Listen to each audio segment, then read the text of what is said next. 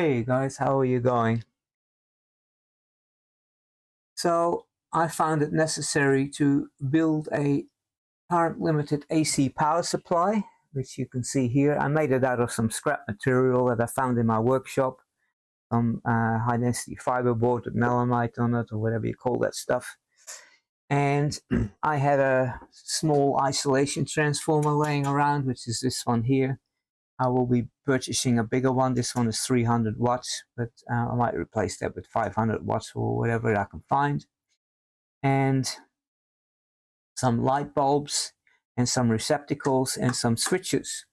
So why do we need such a thing? Well, first of all, if you've been trolling around on the internet, you might have found several YouTubers that actually fix old equipment like valve or vacuum tube operated equipment. And in such a case, you never know what has happened to the capacitors in such a thing. They might be short circuited or leaking, and they might, if you plug it into the mains power supply, you might see lots of sparks and smoke. And also it might even damage some other parts of the circuits. Or sometimes you might be actually working on like audio equipment or some other larger devices that run off AC, and you're not sure if they have shorts in them or they have other problems, and in which case one of these things comes in handy. So what we actually have here is a current limited AC supply. Now we have lab supplies that provide DC, and with those you can set the current limit and the voltage and so on. But for AC, this is not easy to come by, and that's where one of these things comes in. So I've made this out of some, as I said, some scrap material, and I put some receptacles on here. I'm in North America, so these are US receptacles, and some switches. And as I said, this is an isolation transformer, which we will need. We'll be discussing that. And a couple of light bulbs here, which are actually in parallel. And so in order to make it flexible, I put a plug on here, which actually can plug into this Variac over here. I decided not to mount a Variac on a board with it because I sometimes want to use a Variac by itself, and makes it more flexible, so I can just plug it into there. Or I can actually plug it into the mains receptacle directly if I want to. And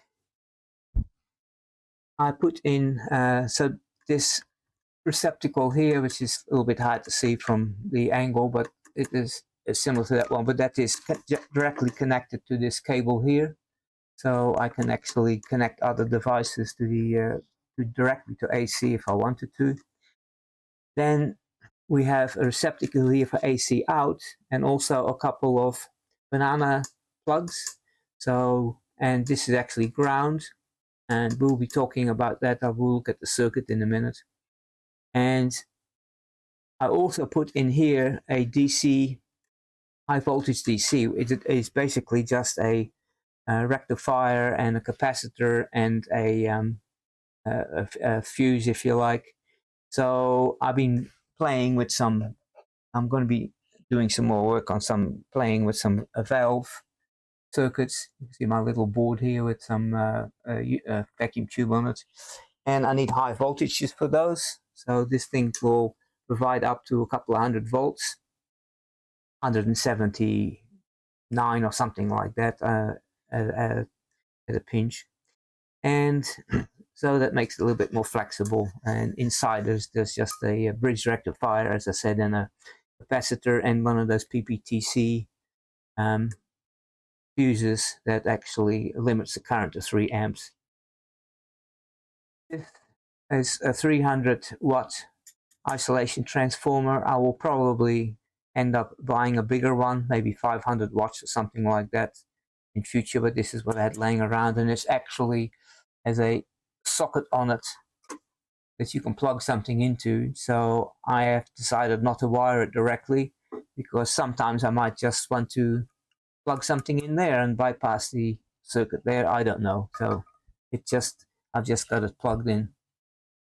And I've got a switch here which actually I can bypass the light bulb, so it is actually direct, just coming out of here directly into there.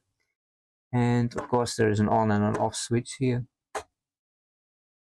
So let's take this one bit at a time. Let's have a look. First of all, let's talk about the Variac and the circuit that's in here. So I will change cameras. Hold on for a sec. Okay, so this is basically the circuit. It's actually very simple. You can just wire it up with some wires underneath, so we don't need to look at that. There's nothing special happening there. But let's talk about this Variac over here. A Variac is actually an auto transformer.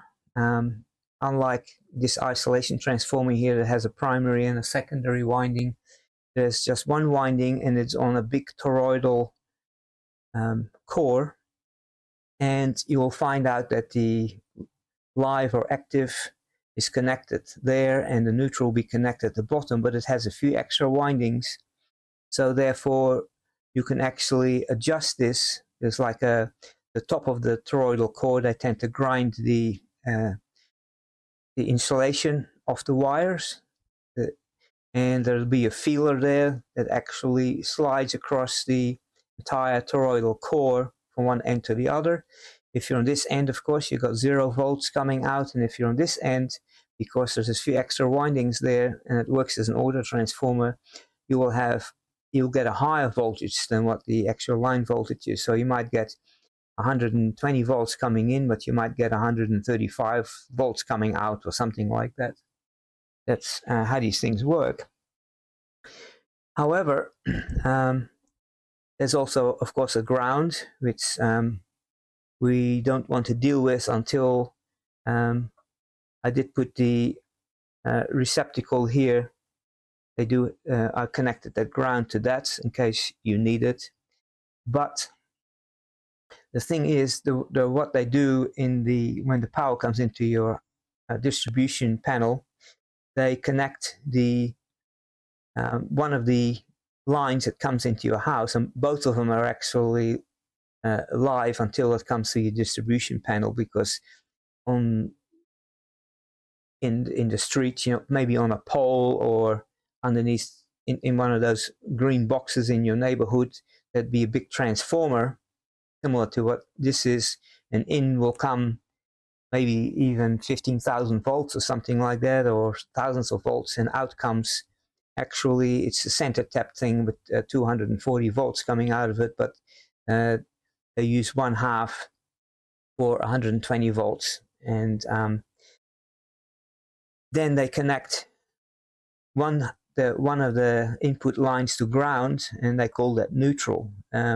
So the idea is that if you got receptacles in your house and you got children and they poke things in there, there's only one live outlet. It's usually the narrow one, if I remember correctly. So that's kind of a safety feature. And also, of course, when you make AC equipment, you can connect neutral, to the most likely spots that might, end up accidentally being connected to something, so you won't get electrocuted.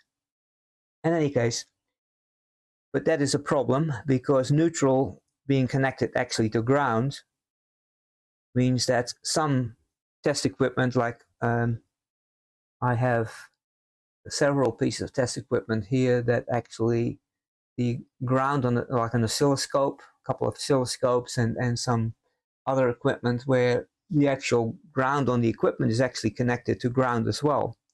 And if you now take some, especially if you've got older equipment, like with valves in them, tubes, vacuum tubes, the whole frame might actually be live, and you will think that's ground, and you connect the ground of your oscilloscope to it, and you blow up your oscilloscope. So therefore, what we use is an isolation transformer to stop that. So we've got a winding coming in here in this transformer, and it's got an equal 1-to-1 ratio. So 120 volts coming in, 120 volts will be coming out, but now we no longer have a neutral. Both of them will be live, if you like, and now we can connect our equipment, oscilloscopes and whatever all over the circuit, and it won't be causing any problems. So there are actually several fuses involved in this thing. There's one on the Variac and there's one on the isolation transformer. I did not draw those on here because I might replace that isolation transformer with a bigger one and it may not have a fuse anyway. So I put a fuse holder on there with a 3 amp fuse in it, because this transformer right now is 300 watts and that's about like 2.5 amps or something, but I gave it a little bit extra. That is the on-off switch. And then we have the switch here that is direct connected or protected. Protected means that the actual current is going to flow through these light bulbs. I just drew one over here, but I've got 2 of them in parallel, potentially, or I can take one out. I can replace that. Right now I've got 200 watt light bulbs in there, but I can replace those with a 150 watt or 200, whatever I can find. Now these have to be incandescent light bulbs, not LED ones, because we want to have a filament in there, and those filaments are made from tungsten, and when they're cold they got little resistance, maybe 6 ohms or something like that. But once they start glowing, the resistance goes up and up and up until they reach their wattage. Like if it's 100 watts, then that means that if they are fully on, that the voltage on this receptacle here is going to be very little, because the voltage will all be dropped across the light bulb. But if this is only drawing a little current, then this light bulb may not even glow, or it will glow very dimly, and we will have most of the voltage that's coming in applied to the output. I also drew these here. These are the banana sockets that are going out as well. In any case, as an addition, I added a bridge rectifier. This is a PPTC device.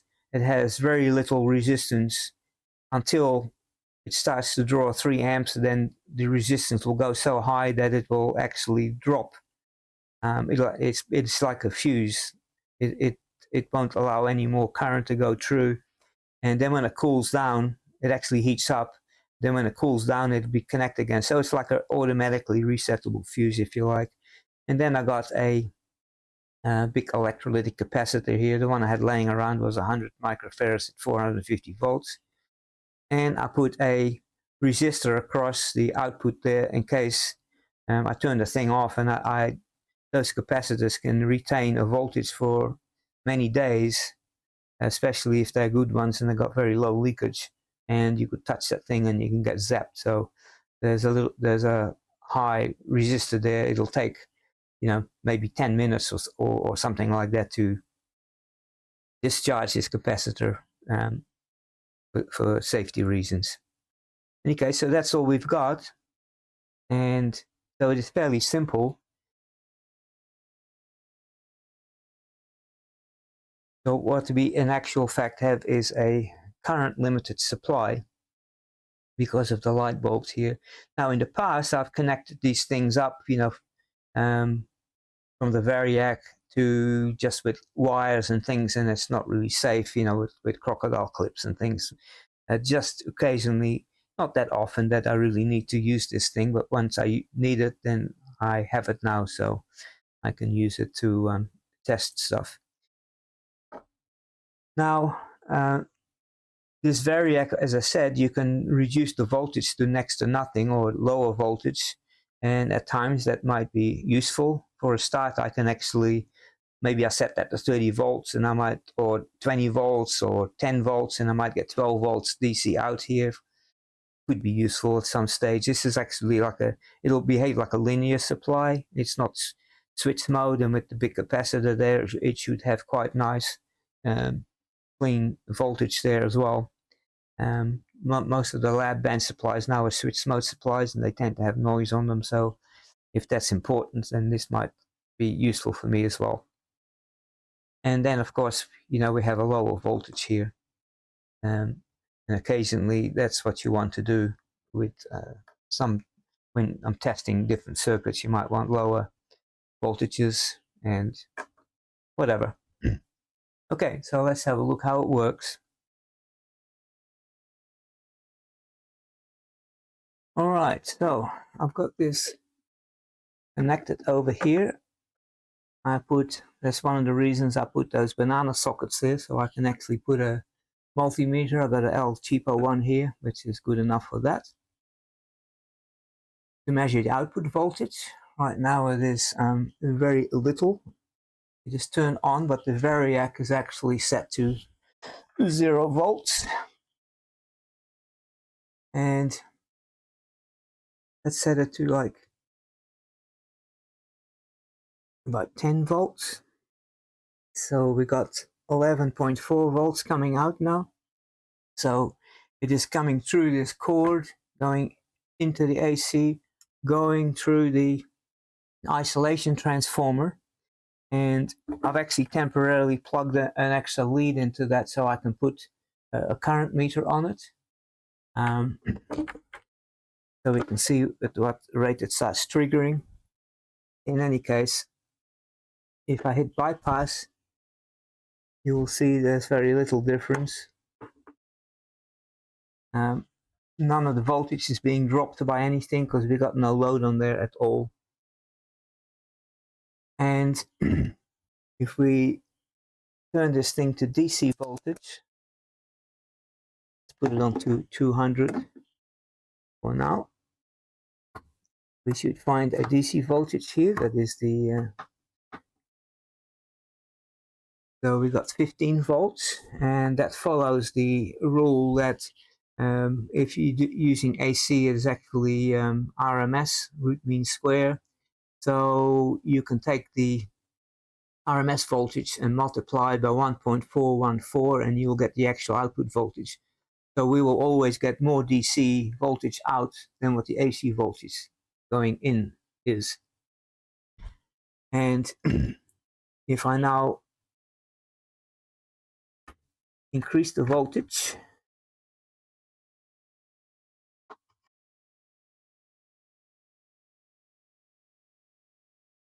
set it back to AC.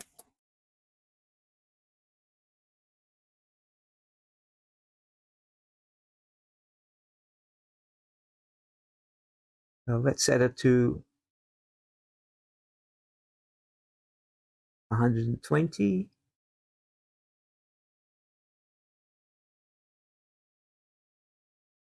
Something like that. So this is kind of voltage 115 to 120, which you might get out of your receptacle. And I will plug in, I've got an LED light here, which is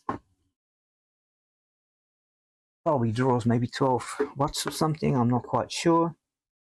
So it's not turned on, and right now there is a little bit of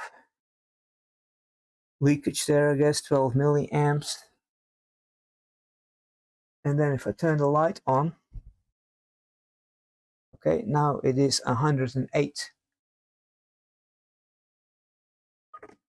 105, 106 milliamps, and you can see the light bulbs are not glowing.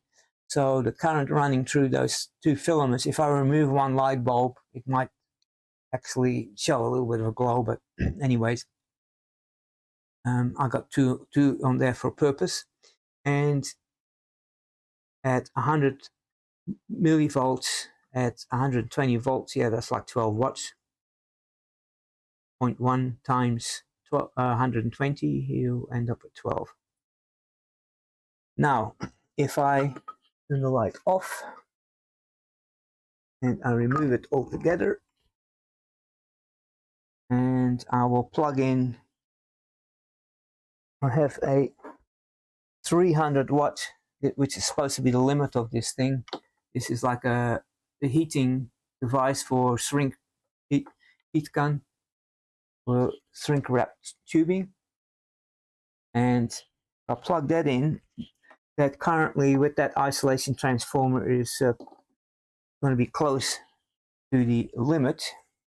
And if I switch that on, now you see the light bulbs light up, and we are drawing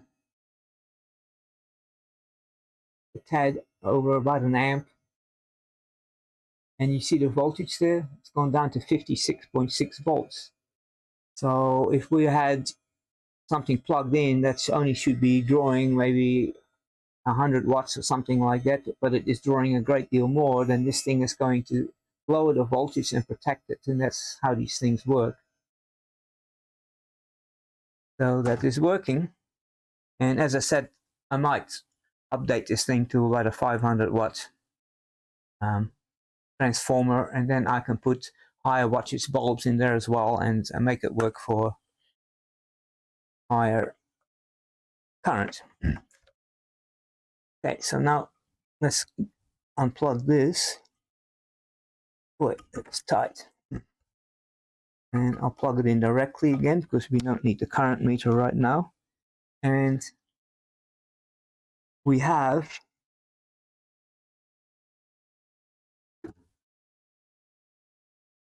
somehow it is crept up to 132. If we go direct, it's still the same.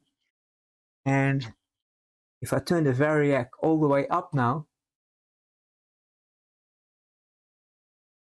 this thing, I'm not sure how accurate this little voltmeter is. I think I've only saw 140 volts there before, but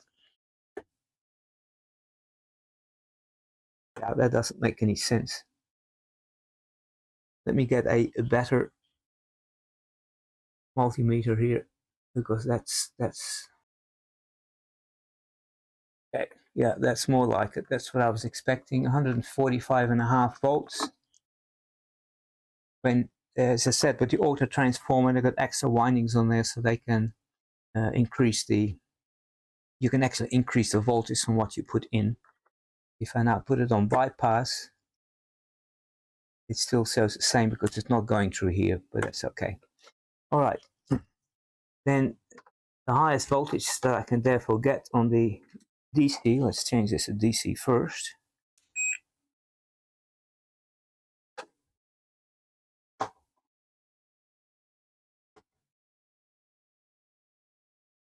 (197.4 volts), which will do nicely for my testing of those tube circuits. Some of those circuits need 300 volts, but I have other power supplies that can go higher than that I've made up for that as well. But in any case, that's what we have. So I think this will come in handy. Now, as you can see, this is DC voltage. I've got a high value resistor on there, and it's counting down, but it'll take a while. So, but you know, after a few minutes, it should be back to zero. Okay. So that's what we have, and that's how it works. And I hope you guys, learned something from that. If you're wondering, because in some of those channels, and you will see them using these things, and you might have been wondering how that works and why. Turn that down. That is how it works. Oh, and as a side, I've got this thing still plugged in. So if I set this thing back to the normal voltage, plug it back into the AC, edit the AC.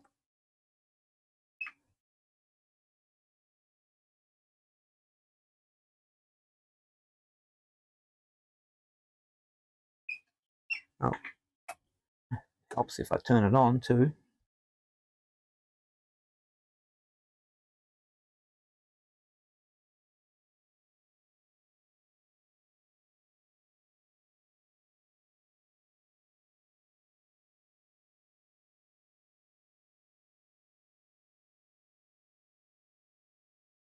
Okay, again, about 120 volts.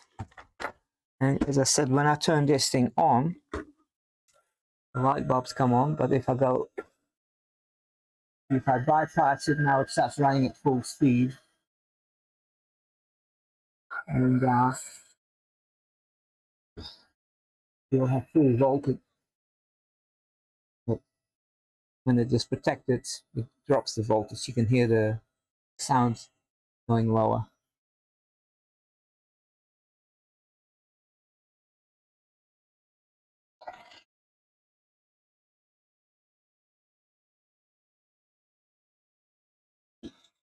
Yeah, so that's another thing that you can use a bypass for. As soon as you are, when you're using this thing, as soon as you are happy that there's nothing wrong with the circuit, you can then set it on bypass and it'll be running directly on AC. That's another requirement that you need with these things. Okay, off, that it's protected for next time. This can be unplugged.